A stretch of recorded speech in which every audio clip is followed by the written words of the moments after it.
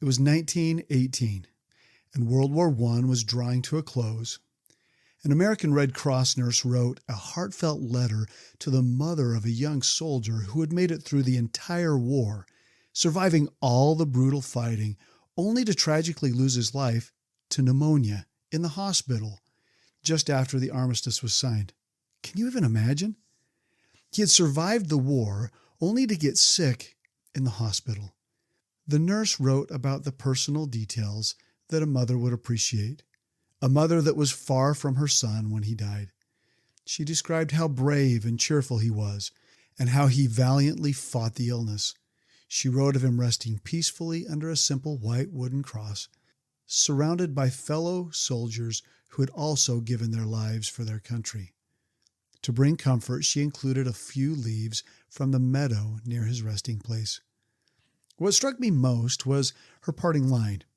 Honoring this mother's unfathomable sacrifice, she assures her that her son's death, as senseless and tragic as it was not in vain, that the world is a better and richer place because he lived and loved.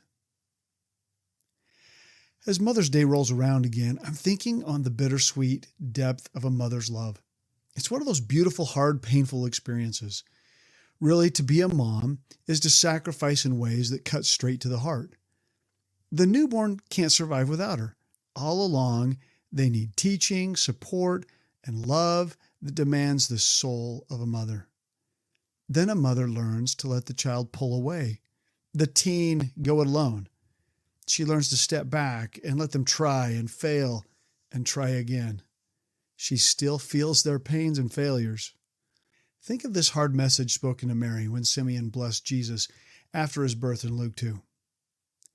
Then Simeon blessed them and said to Mary, his mother, "This child is destined to cause the falling and rising of many in Israel, and to be a sign that will be spoken against, so that the thoughts of many hearts will be revealed, and a sword will pierce your own soul too."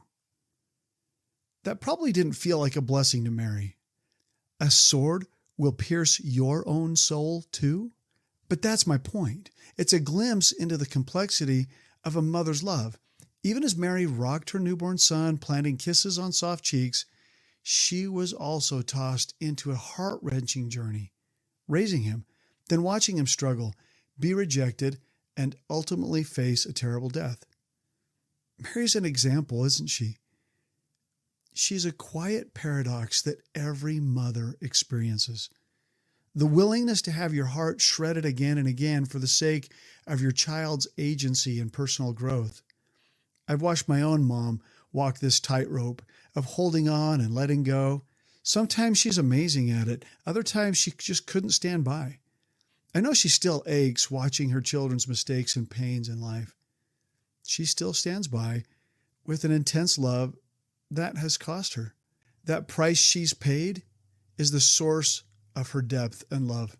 For those whose experiences with motherhood are messier, strained, or just filled with sadness and loss, I personally pray that you will find peace in knowing that human love is never perfect.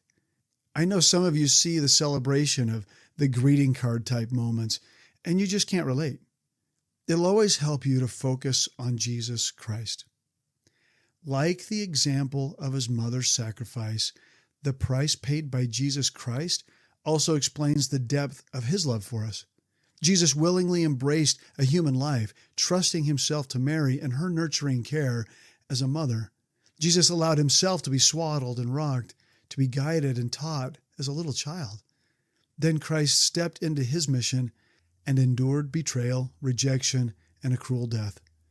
His love cost him everything. It was a price he paid willingly, the purest love, shaped by sacrifice. Happy Mother's Day.